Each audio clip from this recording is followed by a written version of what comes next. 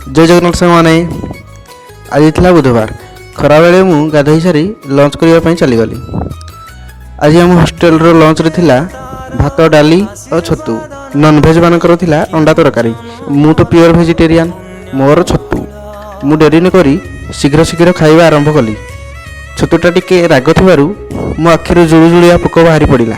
मु संगे संगे पानी टिके पी नेली एवं लंच को शेष कली। संध्या बेले ठाकुर पूजा पाई अगरबत्ती लगाई संध्या देवा आरंभ कली। गणेश ठारे संध्या देवा परे श्रीमा श्री अरविंद ठारे संध्या देई माँ को आशीर्वाद नेली।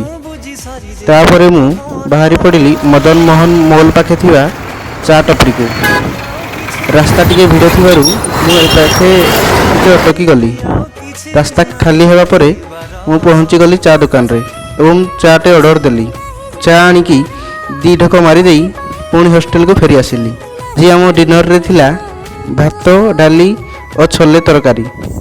मु खाइबा आरंभ कली डेरी न करी। आज मिनी ब्लॉग को एठी रखिली। आपनको मतामत को अपेक्षा कली। जय जगन्नाथ।